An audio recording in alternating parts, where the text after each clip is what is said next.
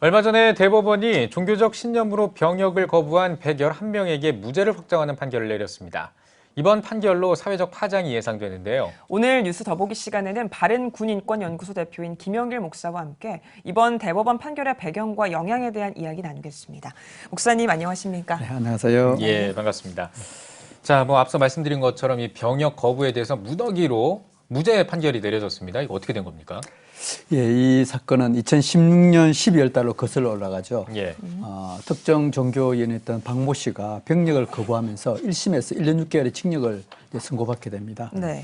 그러다가 이 사건이 2018년 11월 달에 대법원 전원합의체에서 이 사건에 대해서 원심을 다시 제고하라 그러면서 무죄 취지의 판결을 대법원에서 이제 기각 간송을 시켰죠. 네. 그러면서 작년 6월 달에 2심에서 이 박모 씨가 병역 거부에 대해서 2심에서 이제 무죄 판결을 받게 되고 이번에 이 인원을 포함하여 111명이 저는 무죄 판결을 받은 이런 사건이 되겠습니다. 네. 이번 판결문에도 언급이 됐지만 매번 문제가 되는 부분이 이 진정한 양심이라는 부분이거든요. 이번 판결문에서 좀 어떤 것들을 주목해서 봐야 할까요?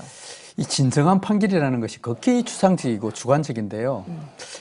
최근에 예를 들어서 이번 사태와 관련돼 가지고 예를 들어 나는 코로나 바이러스에 절대 걸리지 않겠다. 예. 그러면 내 진정한 양심으로 그렇게 이야기했다도 그걸 믿을 사람이 있겠습니까? 그럼 어디 산속에 들어가든지 혼자 독단적으로 생활해야 되는 거나 마찬가지죠. 이 진정한 양심이라는 것은 자기 혼자 이렇게 된다고 그래서 그게 되어질 수가 없는 거죠. 단지 대법원에서 이렇게 표현했습니다. 진정한 양심이란 신념이 깊고 확고하고 진실할 것이라고 이렇게 표현했는데 예. 이것을 가지고 과연 어떻게 우리가 법정에서 또 병역 거부를 한다고 해서 판결할 수 있겠느냐. 이거 하나는 극히 주관적인 거죠. 그러면서 이제 이번에 대법원 판결에 이 진정한 양심에 어떤 내용이냐, 정당한 사유로라는 그런 내용이 있습니다. 예를 들어서 정당한 사유로 내가 병역을 거부하면 그에 대해서는 예를 인정해 주겠다 이런 내용이었는데요. 이것도 이 진정한 사유의 여호와의 증인을 아예 집어서 포함된 내용입니다. 지난번에 대법원에서 이 진정한 양심에 대해서 대검찰청에서 이렇게 이 진정한 양심 어떤 기준을 마련했어요. 그 기준이 보면 작년 12월 달에 마련한 지침인데 예를 들어서 종교적 교리가 명백하고 신도들의 병역 거부가 있고 실제 병역 거부한 인원이 교리를 숙지한다든지 또 안 그러면 그 종교를 신봉하게 된 경위 또 안 그러면 개종한 경위 또 안 그러면 신앙활동 정도라든지 이렇게 몇 가지 기준을 냈는데 그게 전부 다 여호와의 증인에 해당되는 그런 사항이었어요. 이 내용을 가지고 이번에 대법원에서 진정한 양심이고 또 정당한 사유로서 여호와의 증인이라는 특정 종교를 꼭 집어서 이렇게 이야기한 사실이 되겠습니다. 예. 그러므로 해서 이게 가장 큰 문제가 바로 우리 헌법 20조 위반하는 국가는 특정 종교에 대해서 혜택을 주거나 이렇게 보호해서는 안 되는데 바로 헌법 20조 위반이 되는 정교분리 위반 사항으로까지 연결되는 그런 행태가 되겠습니다. 네. 이 병역 거부에 대한 판결이 그동안 많이 있어 왔는데 또 이제 여러 가지 논란이 있으면서 번복도 많이 됐었잖아요. 그렇죠. 이 판례가 좀 어떻게 되는지 궁금합니다. 지금까지 이제 1심, 2심에서는 왔다 갔다 했고요. 네. 대법원 판례 중심으로 살펴보면 먼저 2004년도에 1심에서 유죄 난 사항이 있었습니다. 지금부터 약 15년 전이었죠. 15년 전에 1심에서 유죄 난 것을 대법원이나 헌법재판소에서 그래 그거 정당하다. 1심 유죄한 것이 정당하다고 판결을 내렸고요. 그 뒤에 2011년도에 761명에 대해서 역시 대법원에서 또 유죄를 내렸습니다. 1심에 2004년도에 계속 연결된 거죠. 네. 그러다가 2018년 6월 달에 이제 헌법재판소에서 이 대체 복무가 없다 그래가지고 일부 위헌이 판결을 내렸고 그해 11월 달에 대법원에서 최초로 전원합의체에 의해서 유죄한 문제인 1심에서 유죄한 그 사건을 대해서 다시 이제 파기환송해서 일어났던 세 번의 사건이 있었죠. 예. 그러면서 이번에 15년 만에 이제 여호와의 증인, 즉 병역 거부에 대해서는 무죄 판결이 내린 이런 사항이 되겠습니다. 네. 앞서서도 짚어주셨습니다만 이 병역 거부를 이야기할 때 특정 종교 집단, 여호와의 증인이 항상 등장을 하는데요. 상관성이 어떻게 되는지도 좀 궁금합니다. 지금 우리나라 병역 거부가 거의 한 5천 명, 6천 명 됐었는데요. 거의 99.4%, 100명 중에 99명보다 더 그의 절대 다수가 차지한다 해도 과언이 아닐 정도로 99.4%가 여호와의 증인입니다. 이번에도 대법원에서 110명이 내렸지만은 최종적으로 올라가면서 113명이 올라갔어요. 그런가요? 예. 그런데 이제 2명은 안 하고 나머지 111명 했는데 111명이 바로 여호와의 증인들이거든요. 네. 그 2명은 한 명은 이제 또 다른 종교 출신이고 또 한 명은 이제 정신적 질환인데 이것은 내가 여자다. 남자이지만 내가 여자다 해가지고 병역 거부하는데 그것은 보류를 했어요. 예. 예, 그 정도로 특정 종교, 즉 여호와의 증인에 대해서 한정하여 지금 병역 거부를 인정해주고 있는 그런 실태가 되겠습니다. 네. 예. 지금 뭐 말씀해 주신 것처럼 111명이 결국에 이제 대법원에서 무죄 판결을 받았는데 글쎄요. 사회적 파장이 굉장히 클 것으로 예상하는데 어떻게 보십니까? 아, 이건 당연하죠. 이 여호와의 증인의 특정한 어떤 교리 때문에 그렇습니다. 아시다시피 이 여호와의 증인은 나름대로 종교적 신념, 양심에 의한 병역 거부라고 하지만은 이것은 엄연한 반사회적 형태로 볼 수밖에 없습니다. 왜 그런가 하면 제일 첫 번째로 이 국가 자체를 불인정하거든요. 왜 국가 자체가 악의 집단이라고 생각하면서 이걸 아예 거부하고 있거든요. 그래서 태극기도 거부하고 아예 투표도 거부한단 말이에요.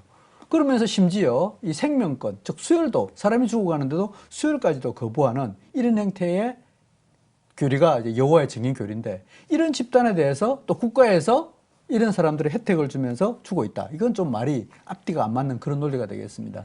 그래서 이렇게 국가를 부정하고 있기 때문에 전 세계적으로 약 48개국 정도에서 이 여호와의 증인에 대해서는 아예 포기 활동 자체를 못하게 하고 있습니다. 왜? 국가 지체를 무너뜨리기 때문에 그렇습니다. 그런데 이제 문제는 앞으로 사회적 파장이 이런 어떤 교리적 문제 때문에 파장도 있지만은 더더욱 심각한 것은 우리 아이들이 이제 군대를 가게 되는데 물론 우리 기독교 내에서는 그런 인원이 없을 거라고 보여지는데요. 이제 무종교라든지 또 군대 가기를 기피하는 어떤 이런 것 때문에 악용할 수가 있거든요. 그래서 저희가 지난번에 한번 설문조사를 해봤는데 21.5% 즉 15명 중에 1명 정도는 내가 병력 문제 때문에 종교를 개종할 수 있고 특정 종교를 선택할 수 있다고 이렇게 답이 나왔습니다. 그럼 이건 앞으로 우리 사회에 미치는 영향은 아주 상당히 심각할 거로 이렇게 보여집니다. 예. 네. 병역 거부자에 대해서 이제 대체복무제를 시행하고 있지 않습니까? 이 현황이 어떤가요? 어떻게 운영되고 있나요? 예, 이 법은 이제 작년 12월 27일 날 이제 대체 복무를 할 수 있다 해가지고 이제 통과가 되었습니다. 이 법도 역시 마찬가지 특정 종교 여호와의 증인만을 위한 법이라고도 할 수 있는데요. 이 법의 내용에 의하면 뭐 기존에 있는 뭐 예를 들어 소방력이라든지 보건의료라든지 그거는 다 시행됐고 있기 때문에 문제가 없었는데 이번에 통과된 그 법은 여호와의 증인에 한해서 36개월 동안 집단 합숙으로 이제 국방부 통제를 받지 않고 병무청의 통제를 받아서 이제 법무부로 넘어가서 교정직에서 근무하는 이런 형태가 되겠습니다. 그런데 이제 문제는 이게 여호와의 증인들의 신도들만 한 곳에 모아 놓다 보니까 자기들도 자연스럽게 종교 행사도 발생할 수 있고 또 그 안에서 내부적으로 얼마든지 이게 종교 행위가 이루어질 수 있거든요. 이런 문제에 대해서는 지금 전혀 간과하고 있는 그런 실정이 되겠습니다. 예, 알겠습니다. 이번 사건에 대해서 이제 또 한국교회도 굉장히 큰 역할을 해야 될 것 같은데 어떻게 좀 역할을 해야 된다고 보십니까? 지금 우리 한국교회가 항상 조금 안타까운 점은 뒷북친다 이런 말이 많이 들었어요. 이게 무슨 말인가 보다 상황이 발생하고 나서 그게 따라가기 급하고 어떤 상황이 발생하면 거기에 이제 뭐 대처한다 그러다 보니까 맨날 한국교회가 뭐 반대만 하느냐. 예를 동성애 문제도 마찬가지죠. 그 발생하기 전에 어떤 그 문제를 찾아야 되는 것이 이제 한국교회 점차 그런 역할이 아닌가 하는 그런 생각이 듭니다. 아까도 사례를 들었듯이 이게 15년 만에 바뀌었는데 이 바뀐 데 배경을 보면 결국은 법조인들이나 정치인들이 법과 제도와 정책을 통해서 바꿔왔단 말이에요. 그러면 우리 한국교회는 닥쳐서 문제가 아니라 왜 이 문제가 발생하는지에 관심을 가져야 된다고 보거든요. 그래서 이것은 먼저 올바른 정치 주도를 선출하고 올바른 우리 다음 세대를 바로 양육해야 된다. 그래서 법과 제도에 대해서 움직인다는 그 사실을 우리 아이들이 인지해 줘야 된다는 거죠. 그래서 우리 잘 알다시피 우리 에베소서 6장 12절에 그런 말씀이 나오지 않습니까? 우리의 싸움은 혈과 육에 대한 것이 아니요 정사와 권세와 이 어둠의 세상 주관자들과 하늘에 있는 악한 영들에 대합니다. 즉 이것은 우리가 사람에 대해서 하는 것이 아니라 법과 제도에 대해서 우리가 어떻게 막아야 될 것인지 이런 부분에 우리가 관심을 가져야 되고 우리 특히 이 방송을 보시는 우리 CT의 시청자 여러분들은 우리 자녀들에 대해서 너희들이 앞으로 훌륭한 정치가 되고 훌륭한 법조인이 되어서 우리 사회를 바로게 양육하여 바로 지도할 수 있도록 이렇게 양육하고 지도하는 그런 훈련도 필요하겠고 또 그런 교육이 필요할 거라고 보여집니다. 네. 목사님 마지막으로 한국교회 성도님들께 마지막 메시지 해주시고 대담 마무리하겠습니다.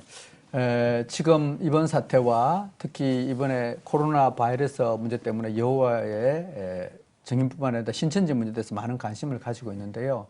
정말 우리 한국교회는 이제 분별을 가져야 할 때입니다. 인권과 평등이라는 용어로 특히 소수자 인권이라는 용어에 현혹되지 말고 정말 바르게 분별하는 그런 우리 한국 교회가 기도했으면 좋겠고요. 특히 우리도 젊은이들이라든지 또 우리 진정한 우리 그리스도인들이 꼭 부탁하고 싶은 말은 힘들다고 어렵더라도 그 길을 절대 포기하지 마라. 쉬운 길을 가는 사람들은 많지만은 힘들고 어렵더라도 그 길을 선택하는 사람들이 많이 있습니다. 이번에 여호와의 증인에 대해서 111명의 무죄 판결이 됐다고 해서 그 사람들 비난할 것이 아니라 다른 사람이 다 포기하더라도 우리는 편안하고 그 길을 포기하는 게 아니라 어렵고 힘들더라도 정당한, 정의롭고 정직한 길을 갈 수 있도록 모든 분들이 다 노력하고 또 우리 자녀들이 그런 길을 걸어갔으면 좋겠습니다. 네. 네, 오늘 뉴스 보기 시간에는 바른군 인권연구소 대표 김영길 목사와 함께 이야기 나눠봤습니다. 목사님 나와주셔서 고맙습니다. 고맙습니다. 감사합니다.